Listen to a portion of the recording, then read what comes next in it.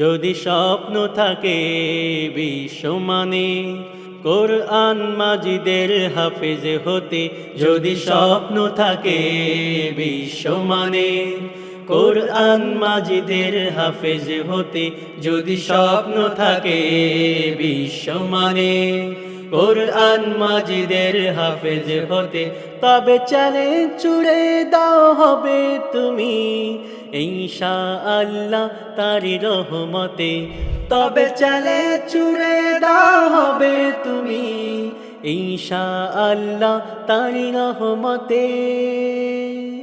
তোমার স্বপ্ন পূরণে আছে সদা মরাওয়াটু, Global Education Institute, Global Education Institute, Global Education Institute, Global Education Institute.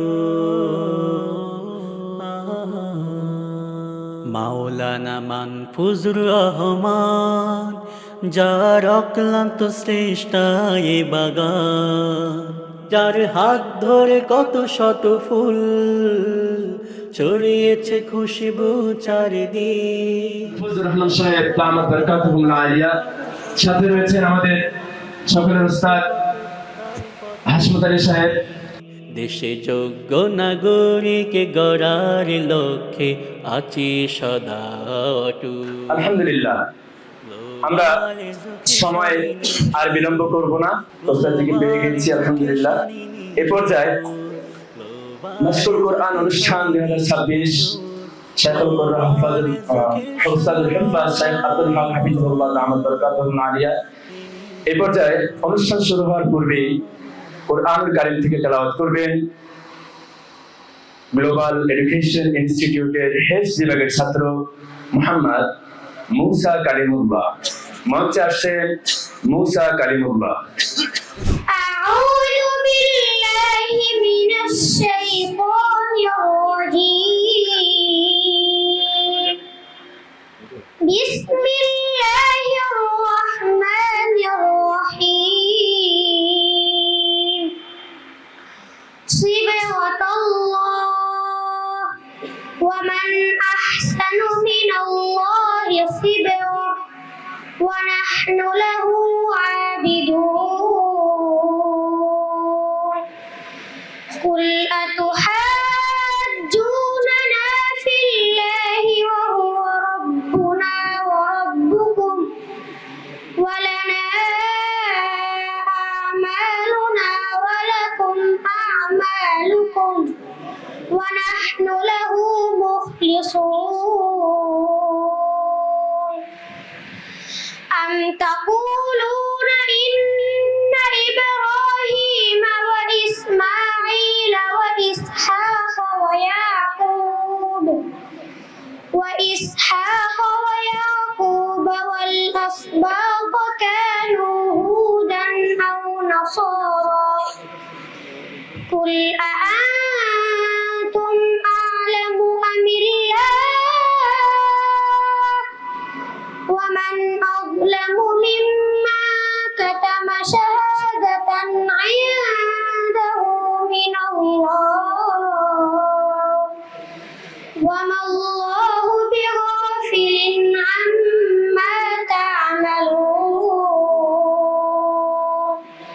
تلك أمة قد خلت لها ما كسبت ولكم ما كسبتم ولا تسألون عما كانوا يعملون.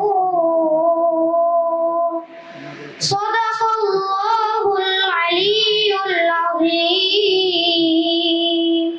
السلام عليكم ورحمة الله وبركاته. মুসা কালিমুল্লাহ, চমৎকার তেলাওয়াত উপহার দিয়েছো। আমরা আরো একজন ছোট্ট বন্ধুর কণ্ঠে কোরআনুল কারীম থেকে তেলাওয়াত শুনবো। তেলাওয়াত নিয়ে আসছেন ইহসান আহমেদ মুবিন। মঞ্চে আসছেন ইহসান আহমেদ মুবিন। আসসালামু আলাইকুম ওয়া রাহমাতুল্লাহি ওয়া বারাকাতুহু। আউযু বিল্লাহি মিনাশ শাইতানির রাজীম।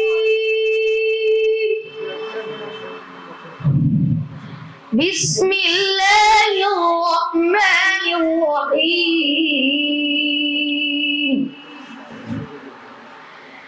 وقال إني ذاهب إلى ربي سيهدين رب هب لي من الصالحين فبشرناه بغلام حليم فلما بلغ معه السعي قال يا بني إني أرى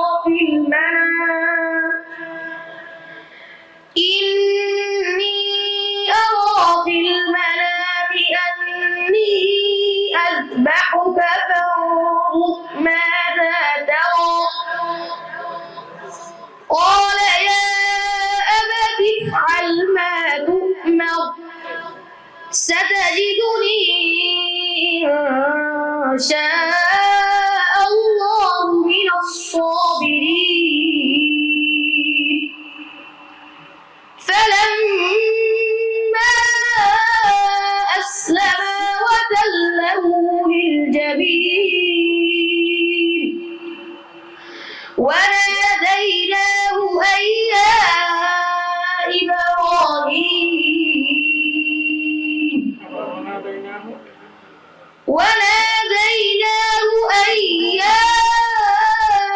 إبراهيم قد صدقت الرؤيا إنا كذلك نجزي المحسنين صدق الله العظيم السلام عليكم ورحمة الله وبركاته এহসান আহমেদ মুবিনের কণ্ঠে তেলাওয়াত শুনলাম।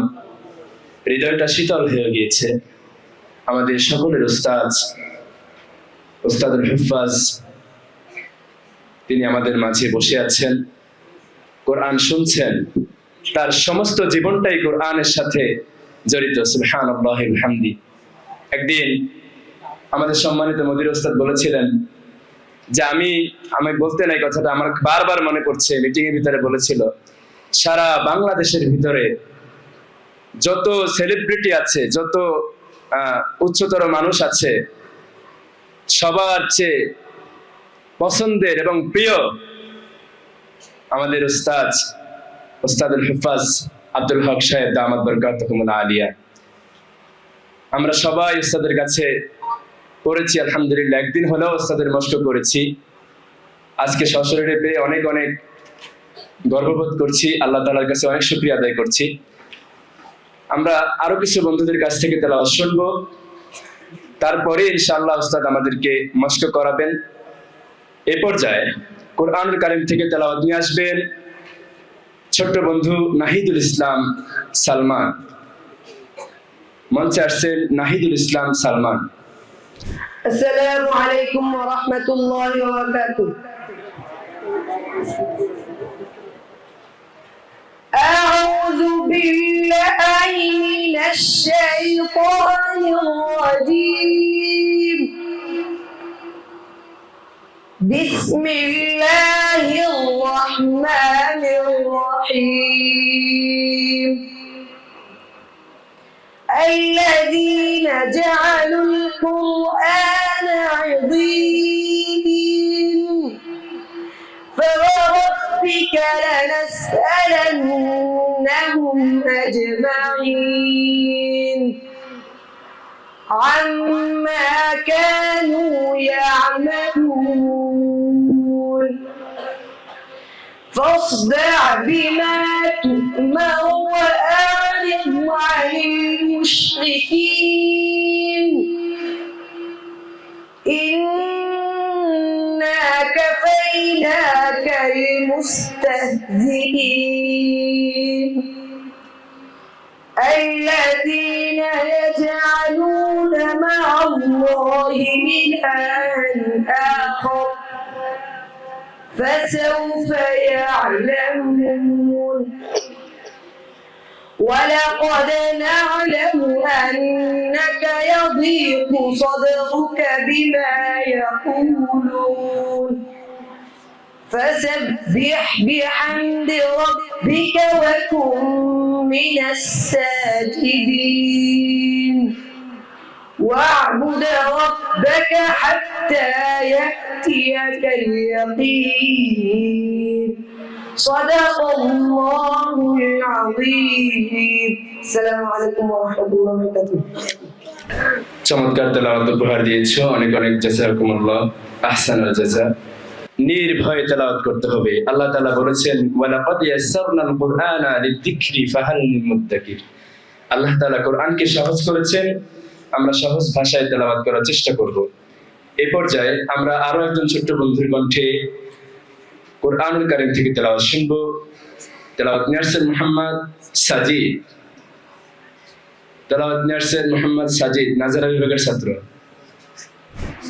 أعوذ بالله من الشيطان الرجيم بسم الله الرحمن الرحيم عما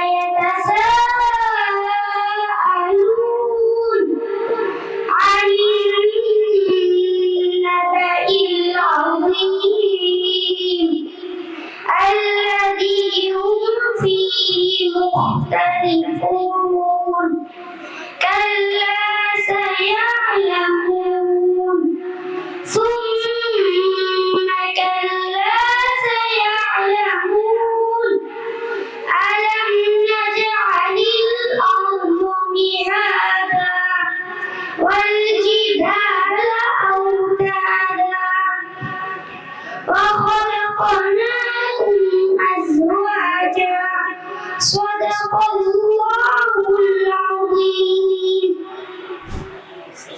মাশাআল্লাহ।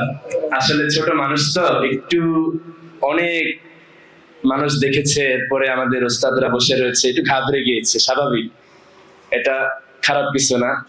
দোয়া রইল তোমার জন্য, ইনশাআল্লাহ আগামীতে আরো ভালো করবে। আমরা আরো একজন একেবারে ছোট্ট খুদে বন্ধু নতুন নাজারা নিয়েছে, আমরা তার কাছ থেকে তেলাওয়াত শুনবো। ছোট্ট বন্ধুর নাম মুহাম্মদ ফাবাসিন। এ পর্যায়ে আমাদেরকে তেলাওয়াত শোনাবেন নাজারা বিভাগের ছোট্ট বন্ধু মুহাম্মদ ফাবাসিন।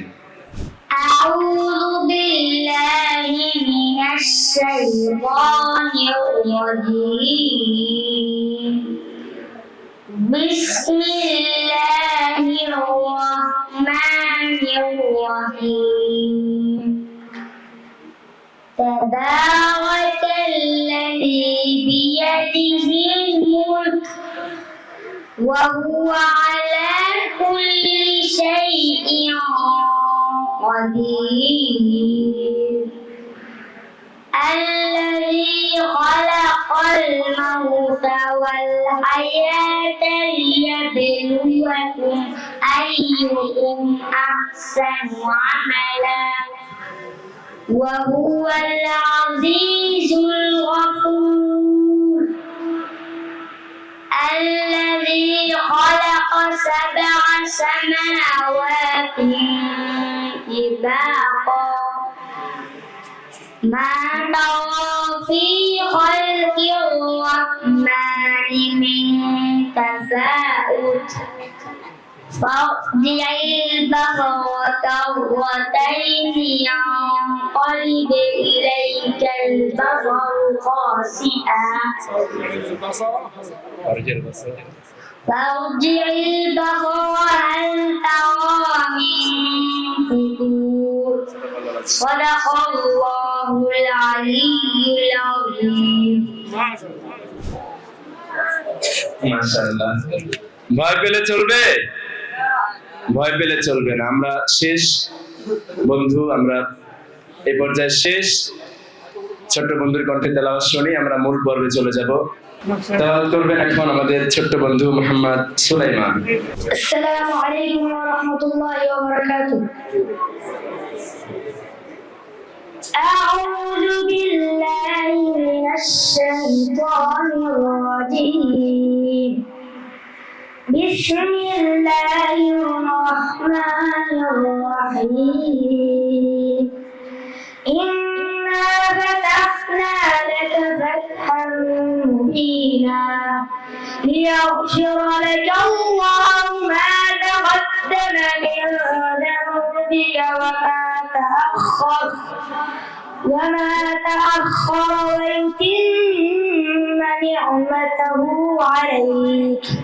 ويتم نعمته عليك ويهديك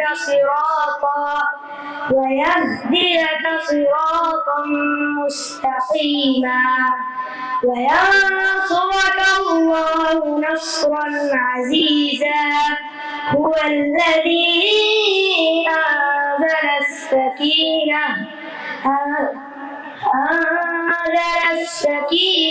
في قلوب المؤمنين ليزدادوا إيمانا مع إيمانهم فلله جنود السماوات والأرض وكان الله عليما حكيما صدق الله العظيم السلام عليكم ورحمة الله وبركاته মাশাআল্লাহ আহসানুল জাযা। আমরা ওস্তাদের কাছে প্রথমে ক্ষমা চেয়ে নিচ্ছি। কিছুক্ষণ বাচ্চারা তেলাওয়াত করেছে, শেষে যে বাচ্চাগুলো তেলাওয়াত করেছে একেবারেই নতুন নাজারা নিয়েছে, ওরা উৎসাহিত ছিল, এজন্য নাম দেওয়া হয়েছে। আমরা ওস্তাদকে কষ্ট দেওয়ার জন্য আন্তরিকভাবে ক্ষমা চাচ্ছি, ওস্তাদ কষ্ট নেবেন না। আলহামদুলিল্লাহ, এই পর্যায়ে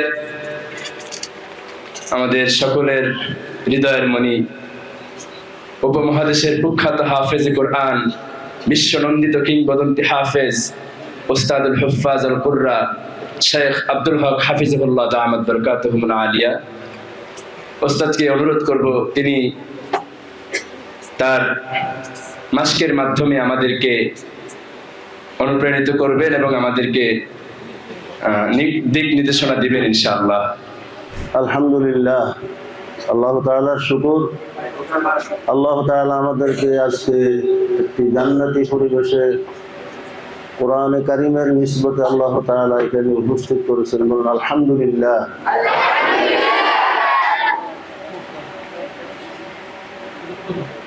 এই প্রতিষ্ঠানে যারা অধ্যয়নরত ছাত্ররা আছো, তোমরা কি এখানে পড়ে গর্ববোধ করো? কি বলো? এই প্রতিষ্ঠানে পড়ে তোমরা গর্ববোধ আছো না? আলহামদুলিল্লাহ, বাংলাদেশের মধ্যে ঐতিহ্যবাহী একটি প্রতিষ্ঠান। আলহামদুলিল্লাহ, সারা দেশব্যাপী সুনামের সাথে, সুনাম সুখ্যাতির সাথে এই প্রতিষ্ঠানটি পরিচালনা হয়ে আসছে আলহামদুলিল্লাহ। তো আলহামদুলিল্লাহ, এখান থেকে প্রত্যেকটি ছাত্রের মন মানসিকতা থাকতে হবে যে 19-20 মানে পড়ালেখার মাধ্যমে প্রত্যেকে তোমাদের পার্থক্য, পড়ালেখার মান 19 থেকে 20 পার্থক্য হবে। ওই যে ঢাকা ল্যাবরেটরি স্কুল আছে ধানমন্ডি, সেখানে ছাত্রদের একটা সুনাম হলো তারা 19 থেকে 20 পার্থক্য হয়, 15 আর 20 হয় না। তাদের প্রত্যেকের পড়ার লেখার মান এরকম হয়। তো এরকম ভাবে তোমরা সেই মন মানসিকতা নিয়ে পড়ালেখা করতে হবে ইনশাল্লাহ। কারোর থেকে কেউ যেন কম না হয় সেভাবে ইনশাল্লাহ প্রত্যেকে চেষ্টা করবে। আল্লাহ তাআলা তোমাদের সবাইকে যেন আল্লাহর কোরআনের সঠিক ধারক বাহক হিসাবে কবুল করবো না, আমিন। আলহামদুলিল্লাহ, আল্লাহ তাআলা যেন এই প্রতিষ্ঠানকে কিয়ামত পর্যন্ত কবুল করেন। এই প্রতিষ্ঠানের সাথে যারা সম্পৃক্ত, বিশেষ করে আমাদের সম্মানিত প্রিন্সিপাল সাহেব মাদ্দাজিল্লাহুল আলী, আল্লাহ ওনাকে নেক হায়াত দান করুন। ওনার এই মেহনত, এই কোরবানিকে আল্লাহ কবুল করুন, বলেন আমিন। আলহামদুলিল্লাহ, সময় কম, আসরের সময় হয়ে আসছে। তো আমরা আল্লাহর কোরআনকে পড়বো। এখানে কোরআনকে বিশুদ্ধভাবে পড়ার জন্য বিশেষ কিছু নিয়ম কানুন আছে। প্রথমে যে 29টি হরফ, কয়টি হরফ? আরবি বর্ণমালা 29টি হরফ। কয়টি? এই হরফগুলির পরিচয় জানা, কোন হরফটি কেমন হবে, কোন হরফটি কিভাবে উচ্চারণ হবে। 29টি হরফের মধ্যে কিছু হরফ আছে মোটা, কিছু হরফ আছে পাতলা, কিছু হরফ আছে শক্ত, কিছু হরফ আছে নরম, কিছু হরফ সবল, কিছু হরফ সবল, কিছু হরফ দুর্বল। এগুলো সিফাত বলা হয়। কি বলা হয়? সিফাতের সাথে সম্পৃক্ত। তো আলহামদুলিল্লাহ আমরা বিশেষ করে এই 29টি হরফের মধ্যে 7টি হরফ আছে মোটা হরফ। কি হরফ? মোটা মোটা 7টি হরফের নাম কি জানো? কি নাম বলো তো? না না না নাম সিফাতের নাম বলো না, হরফের নাম। 29টি 7 হরফের মধ্যে 7টি যে মোটা হরফ, সেই 7টি হরফের নাম কি বলো? হুরুফে মুস্তালিয়া। হুরুফে এই 7টি হরফের মধ্যে আমাদের দেশে যারা আমরা কোরআন তেলাওয়াত করি, হাফেজ, কারি, মাওলানা, মৌলভী, ইমাম সাহেব, খতিব সাহেব, বেশি সমস্যা হয় এই 7টি হরফের মধ্যে। বেশি সমস্যা হয় মোটা যে 7টি হরফ, এই হরফগুলির মধ্যে উচ্চারণের ক্ষেত্রে বেশি সমস্যা হয়। তো আমরা এই এখন তো এত সময় বেশি হবে না, সময় খুবই কম। আমি 2-1টা হরফ বলবো, আমার সাথে সবাই বলো। প্রথমে হরফটা বলবো, তারপরে হরফ দ্বারা শব্দের উচ্চারণ। হরফ দ্বারা কি? শব্দমালার উচ্চারণ। শব্দ, প্রত্যেকটি হরফের শব্দমালা, বাক্য, শব্দ, আলফাজ উচ্চারণ করবো, তারপরে আয়াত দিয়া, নাকি? তো আমার সাথে বলো। যেমন একটা হরফ হলো সদ, বলো তো সদ। সদ মোটা করে সদ। স স সি সু স সি সু স সি সু। এবার সাকিন করে স আস আস সি ইস সু উস আস ইস উস। একটা হরফ মানে 6 ভাবে আছে, 6টি নিয়মের উপরে প্রত্যেকটি হরফ আছে কোরআন শরীফে। 1 নম্বরে হরফ, 1 নম্বরে কি? তারপরে হরকত দ্বারা উচ্চারণ, তারপরে সাকিন হরফ, হরফকে সাকিন করে উচ্চারণ করা হয়। তারপর হইল হরফে লিন, লিন হরফ দ্বারা হরফের উচ্চারণ। 5ম নম্বরে হইল মুসাদ্দাদ, অর্থাৎ তাসদীদ যুক্ত হরফ। মুসাদ্দাদ মানে কি? তাসদীদ যুক্ত হরফকে মুসাদ্দাদ বলা হয়। এই 5 ভাবে হরফগুলি আছে কোরআন শরীফে। লাস্টে যাইয়া 6ষ্ঠ নম্বরে শব্দমালা গঠন হয়েছে, শব্দের গঠন হয়ে গেছে। হরফ, হরকত, সাকিন, লিন, মুসাদ্দাদ, তারপরে শব্দমালা। শব্দমালা মানে মায়না যুক্ত আলফাজ। যখনই একটি হরফ দ্বারা একটি শব্দের গঠন হয়ে গেছে, কয়েকটি হরফ মিললে, তখন এটা একটা অর্থবোধক শব্দ হয়ে গেছে। কি হয়ে গেছে? যখনই শব্দ হবে, আলফাজ হবে, এটার একটা মায়না দাঁড়াবে, অর্থবোধক একটা শব্দ হয়ে যাবে। তো এভাবে আমরা ইনশাআল্লাহ উচ্চারণ করবো। যেমন ধরো সোয়া দিয়া বলো ফাসবির, ফাসবির, ফাসবির কামা সাবারা, সাবারা। সবাই ঠোঁট দিয়ে বলতেছো, ঠোঁট দিয়ে বললে তো হবে না। যে হরফের উচ্চারণ স্থান যেখানে, অর্থাৎ মাখরাজ, মাখরাজ থেকে হরফটি উচ্চারণ করতে হবে সিফাতের সাথে। ঠোঁট দিয়ে বললে হবে না, ঠোঁট গোল করে, ঠোঁটটাকে জায়গা করে, তোর শুদ্ধ উচ্চারণটা অশুদ্ধ হবে, গলত হবে। ফাসবির, ফাসবির কামা সাবারা, ফাসবির সাবরান জামিলা।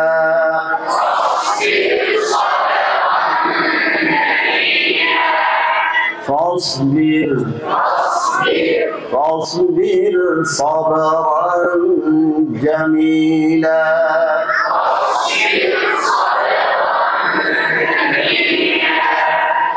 واصبر وما صبرك صبرك واصبر واصبر وما صبرك واصبر لحكم ربك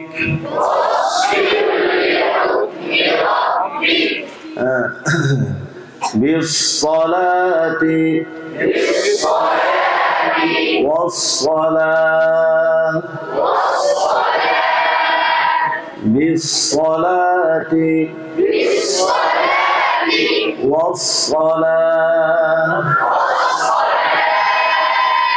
إن الله مع الصابرين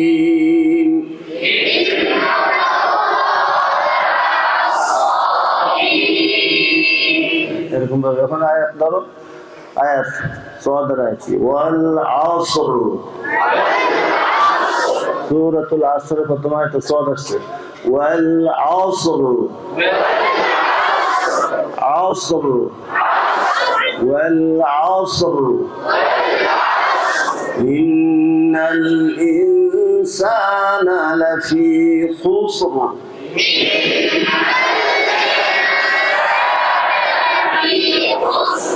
خسر إلا الذين آمنوا وعملوا الصالحات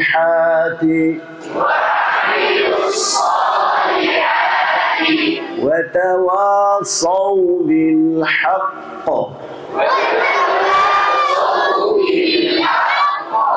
حق وتواصوا بالحق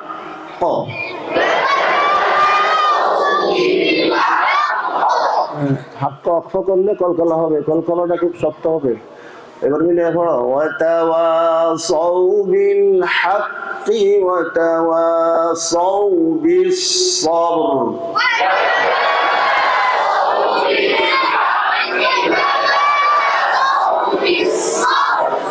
بالصبر صبر رفعه بالصبر صف صفا صف صفا صف صفا لا ترى فيها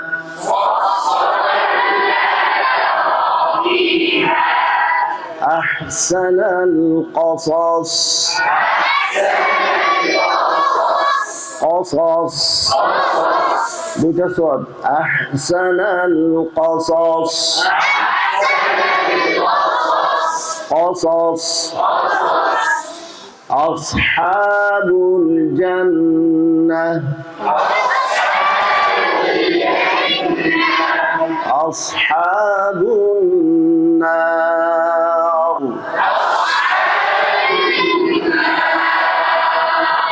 أصحاب الأخدود أصحاب الأيكة أصحاب الميمنة أصحاب المشأمة فجعلهم كعصف مأكول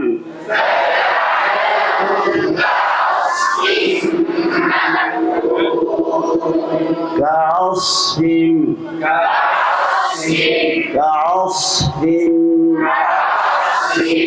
فجعلهم كعصف مأكول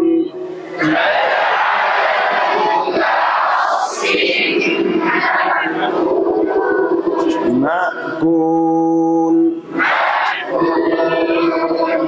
এবার ত 29টি হরফের মধ্যে সবচেয়ে বেশি মোটা হরফ কোনটি ক বলো ক ক ক তুই ঠোঁট বাড়ি খাইবো না ঠোঁট মিলবে না ক তুই তুই তু তুই তু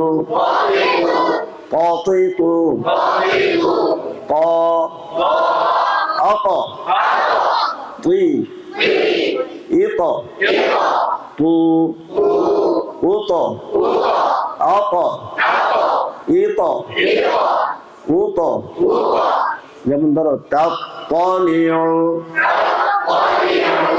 আছে কোন সূরা সূরা হুমাযার মধ্যে নাই তাত্তালিউ আলাল আফইদা পড়ে যাও تطلع على الأفئدة ولا تشطط طيق ولا تشطط طيق ولا تشطط تطلع أو إطعام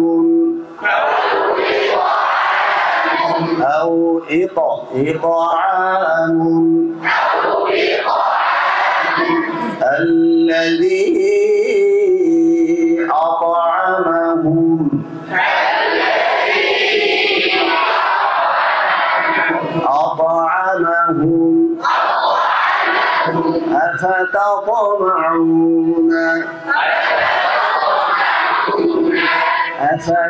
أفتطمعون إلا كباسط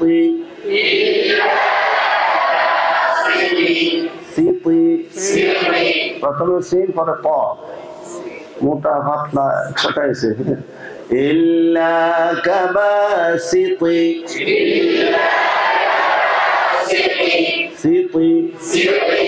من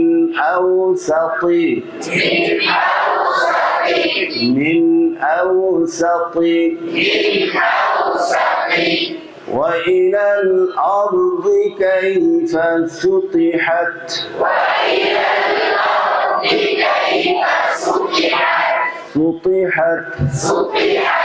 خطاياكم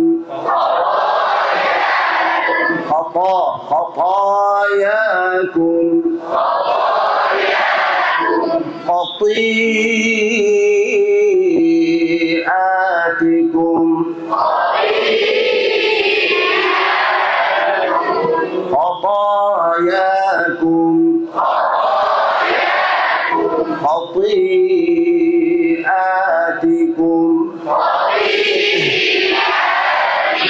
إلا من خطف الخطفة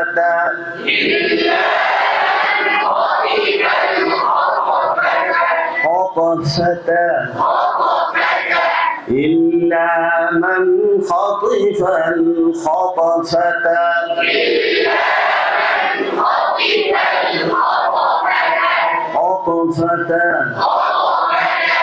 تطلع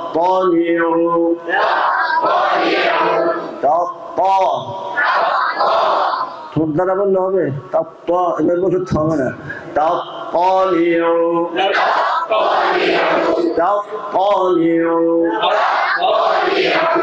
ولا تشطط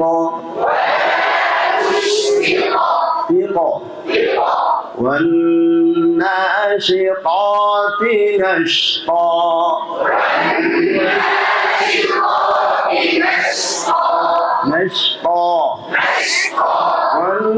والناشطات نشطا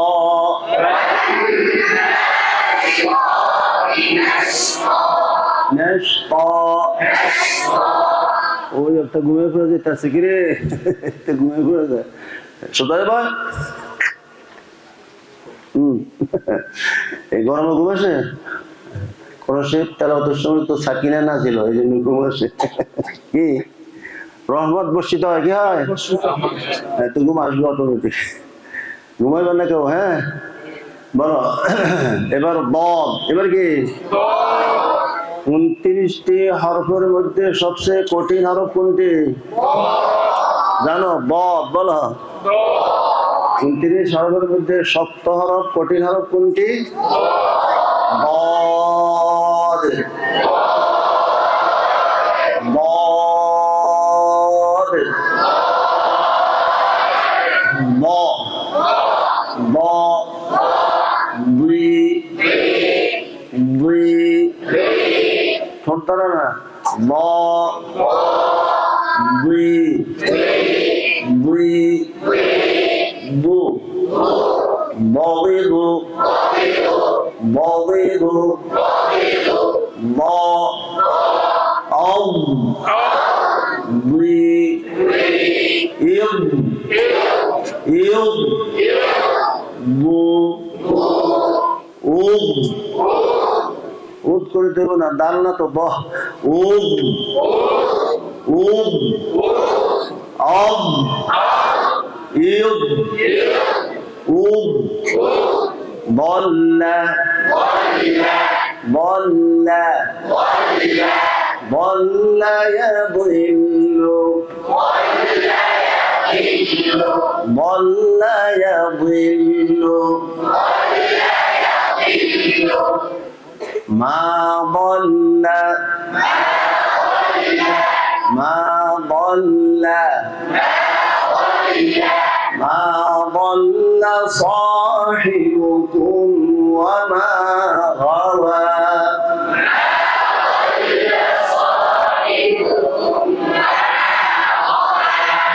أن تضل ضل من أعرض أعرض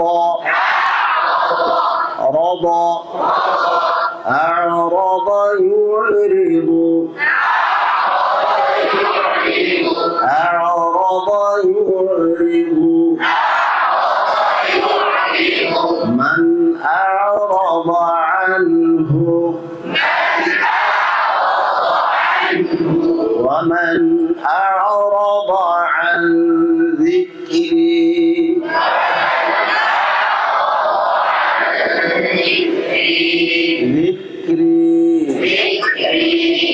وعنبا وقضبا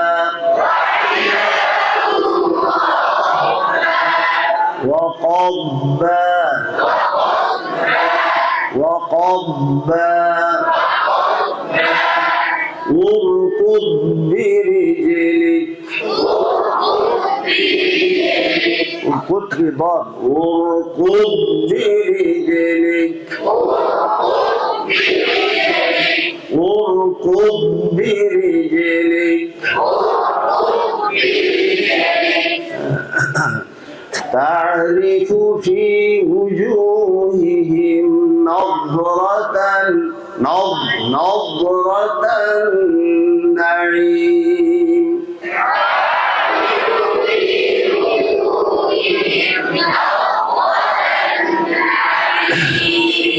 ألم يجعل كيدهم في تضليل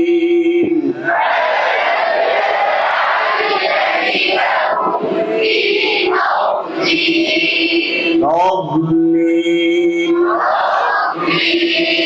تضليل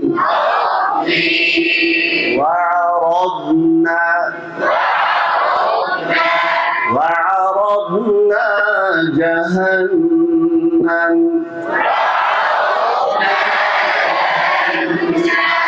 وعرضنا جهنم يومئذ للكافرين عرضا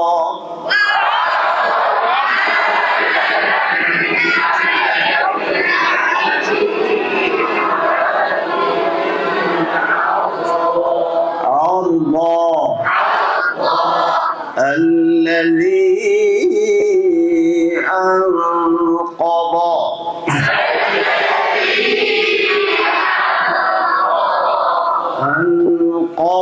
ظهرك أنقض ظهرك أنقض ظهرك ووجدك ضالا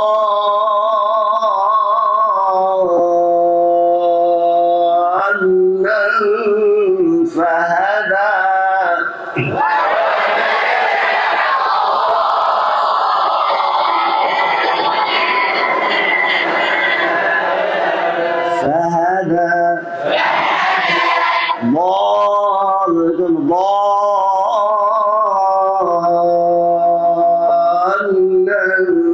فهدى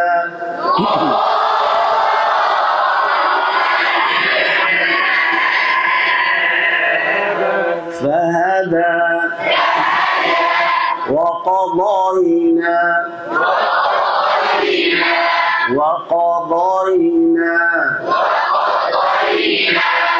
في بضع দালনা পদ বিদে বিদে গুলো হবে কি বলতে হবে বদ মোটা করে ধরতে হবে ফি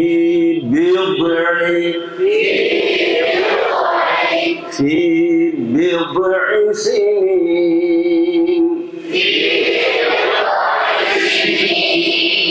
في بضع سنين فلبث في السجن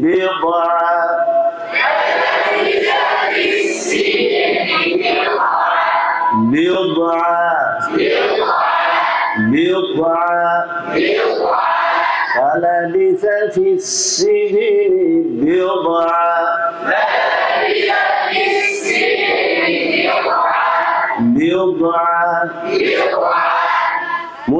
متكئين على رفرف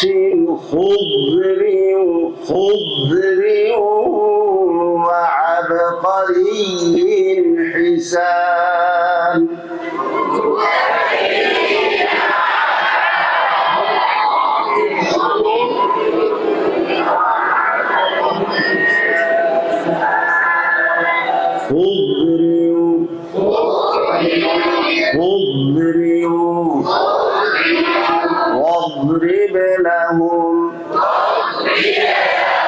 واضرب لهم ضرب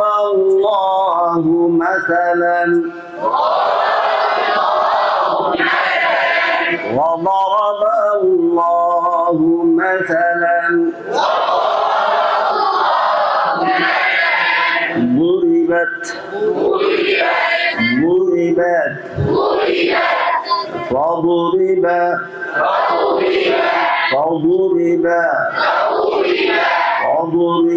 بسور له باب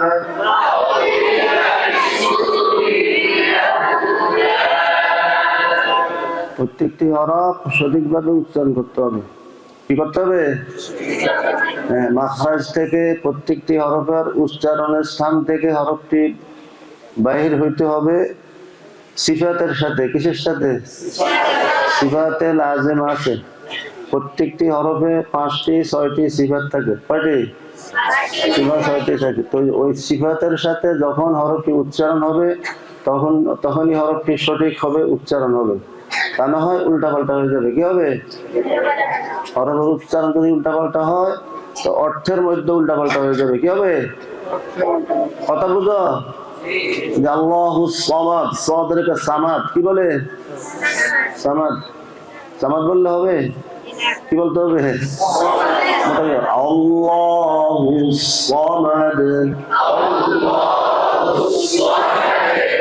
কুল বড় তাবদিয়া না ছোট কাফ তো কুল হু আল্লাহ যে গ্রাম দেশে অনেকেরা পড়ে গ্রাম দেশের মানুষ গ্রাম্য মানুষ পড়ে বা যাদের মাস্কো নাই মাখরাজ বুঝে না সিফাত দামে কুল হু আল্লাহু আহাদ কুল মানে কি খাও কুল মানে কি আর কুল বলো কুল শব্দের অর্থ কি বলা বলো আর দেখো কুল হু আল্লাহ খাও তো অর্থ কি আকাশ বাতাস পাতাল কে হয়ে গেল অর্থ পরিবর্তন হয়ে গেল না কি বলছো কি কুল বলবে না কুল কুল কুল বলা হ্যাঁ আর কুল মানে খাওয়া আলহামদু কোন হা জিমের হরে হা হা বড় হা কল বাংলা কল কোন হা বড় হা জিম হা এখন যদি বলে আলহামদু আলহামদুর জায়গায় যদি আলহামদু দেখো অর্থ কত পরিবর্তন হয়ে গেছে। আলহামদু সমস্ত প্রশংসা কার? যদি সেখানে উচ্চারণ করা হয় অনেকে বলে খেয়াল করে না, আলহামদুলিল্লাহ রাব্বিল আলামিন কয়, আইনের কয় আলামিন, হামজা পড়ে, হারে হা পড়ে, আলহামদু কয়, নাউজুবিল্লাহ। আলহামদু সমস্ত প্রশংসা আল্লাহর জন্য। আর যদি বলতে আলহামদুলিল্লাহ তাহলে অর্থ কি দাঁড়াবে? যত চিরা ফরা কাপড় ময়লা আবর্জনা আছে এগুলি সব আল্লাহর জন্য। বলো নাউজুবিল্লাহ। আল্লাহ ফকির নাকি? আল্লাহ মিসকিন? নাউজুবিল্লাহ। দেখো উচ্চারণ যদি সঠিক না হয়, এই জন্যই অরত্তিল কোরআন তারতিলের ব্যাখ্যায় তাফসিরে আছে প্রত্যেকটি হরফে তারতিলের প্রথম অর্থ, তারতিলের প্রথম অর্থ হইল প্রত্যেকটি হরফকে সুন্দরভাবে সঠিকভাবে উচ্চারণ করা। কিভাবে হবে? মাখরাজ থেকে সিফাতের সাথে, মাখরাজ থেকে সিফাতের সাথে যখন উচ্চারণ হবে তখন হরফটি হরফ হবে, সঠিক হবে। আর যদি উলট পালট তো পরিবর্তন হয়ে যাবে, অর্থের মধ্যেও ব্যাঘাত ঘটবে। অর্থের মধ্যে কি হবে? শুনলে তো অর্থ কি দাঁড়ালো? আলহামদু বললে কি হবে? আলহামদু বললে কি হবে? কৌল বললে কি হবে? আর কুল বললে কি হবে? অর্থ কত পরিবর্তন হয়ে যায়। এই জন্য মাখরাজ শিখতে হবে, সিফাত জানতে হবে সঠিকভাবে। মাস্টার মাধ্যমে ইনশাআল্লাহ খুব সুন্দর করে পড়বা প্রত্যেকে, নাকি? কয়েকজনে ভালো পড়লে হবে না, সবাই পড়তে হবে। কি বলো? প্রতিযোগিতা থাকতে হবে, কার থেকে কে ভালো পড়বে, কার থেকে কার পড়া সুন্দর হবে, কার থেকে কার ইয়াদ মজবুত হবে। হ্যাঁ, এরকম একটা মন মানসিকতা প্রতিযোগিতা ভাব থাকতে হবে সবার মধ্যে, সেভাবে পড়ালেখা করতে হবে, নাকি? কি বলো? সেরকম মন মানসিকতা নিয়ে ইনশাল্লাহ মেহনত করতে হবে, চেষ্টা করতে হবে, তৈরি হইতে হবে। আল্লাহ তাআলা সবার কবুল করে, বলো আমিন। হুজুরের জন্য দোয়া করবো। আমি অসুস্থ, তোমাকে সম্মানিত প্রিন্সিপাল খুব অসুস্থ, দোয়া করো। বা আমাদের মধ্যে যারা অসুস্থ আছেন আল্লাহ তাআলা সবাইকে যেন পরিপূর্ণ সুস্থতা দান করেন, বলো আমিন। اللهم صل على محمد وعلى آل محمد كما صليت على إبراهيم وعلى آل إبراهيم إنك حميد مجيد.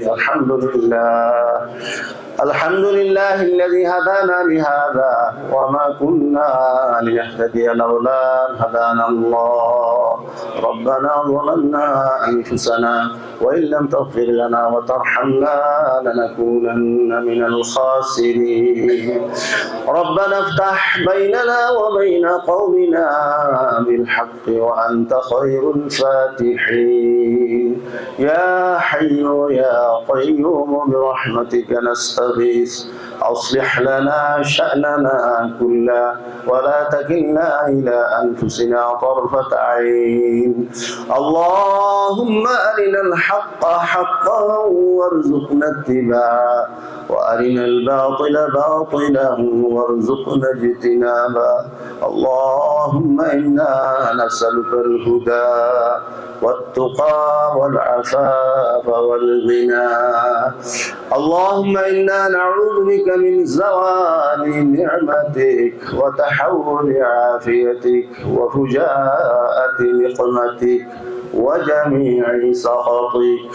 اللهم إنا نسألك من خير ما سألك منه نبيك وحبيبك سيدنا محمد صلى الله عليه وسلم ونعوذ بك من شر ما استعاذ منه نبيك وحبيبك سيدنا محمد صلى الله عليه وسلم وأنت المستعان وعليك البلاغ ولا حول ولا قوة إلا بالله.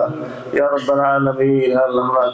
গুনাহগার মাওলা, আল্লাহ গুনার বোঝা নিয়ে আল্লাহ তোমার রহমতের দৌড়ে হাত পেতেছি মাওলা।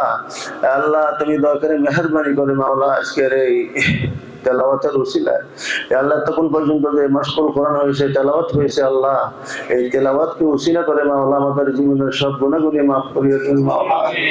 আল্লাহ আমাদের মুরব্বিদের গুনাহ খাতা মাফ করিয়ে দিন মাওলা। আল্লাহ আমাদের সবাইকে কোরআনী জিন্দেগি নসিব করুন মাওলা। আল্লাহ মৃত্যু পর্যন্ত আল্লাহ কোরআনে কারীমের খেদমতের সাথে আমাদেরকে লাগায় রাখেন মাওলা। আল্লাহ কোরআনে কারীমের আজমত মুহাব্বত প্রত্যেকের অন্তরে বসায় দেন মাওলা। আল্লাহ আমাদের সবাইকে পরিপূর্ণ হেদায়েত নসিব করুন মাওলা। আল্লাহ গুরবান এই মাদ্রাসাকে আল্লাহ আপনি দয়া করে মেহেরবানি করে কিয়ামত পর্যন্ত কবুল করুন মাওলা। ইয়া আল্লাহ মাদ্রাসার প্রত্যেকটি ছাত্রকে আল্লাহ হাফেজে হক্কানি আলিম রব্বানি হিসাবে কবুল করুন মাওলা। ইয়া আল্লাহ মাদ্রাসার তালিম তরবিয়তের মধ্যে বরকত দান করুন মাওলা। আয় আল্লাহ আমাদের সবাইকে ইখলাস নসিব করুন মাওলা। আয় আল্লাহ এই প্রতিষ্ঠানকে উসিলা করে আল্লাহ পুরো এলাকায় হেদায়েতের ফয়সালা করিয়ে দেন মাওলা। আয় আল্লাহ আমাদের সম্মানিত প্রিন্সিপাল সাহেব খুবই অসুস্থ, আল্লাহ ওনাকে পরিপূর্ণ সুস্থতা দান করুন মাওলা। আল্লাহ ওনাকে সিহহাতে কামিলা দাইমা আজিলা মুস্তামিরা দান করুন মাওলা। আয় আল্লাহ আমাদের সবাইকে নেক হায়াত দান করুন মাওলা। আয় আল্লাহ আমাদের উপর কাছ রহমত নাজিল করুন মাওলা। আয় আল্লাহ আমাদের দেশের উপর কাছ রহমত নাজিল করুন মাওলা। ইয়া আল্লাহ প্রত্যেকের মধ্যে আপসে ইত্তিফাক ওয়া ইত্তিহাদ দান করুন মাওলা। আল্লাহুম্মা সাল্লি আলা সাইয়্যিদিনা মুহাম্মাদিন নবিয়্যিল উম্মি ওয়া আলিহি ওয়া আসহাবিহি ওয়া আজওয়াজিহি ওয়া যুররিয়াতিহি ওয়া আহলি বাইতিহি الطيبين الطاهرين وسلم تسليما كثيرا سبحان ربك رب العزة عما يصفون وسلام على المرسلين والحمد لله رب العالمين.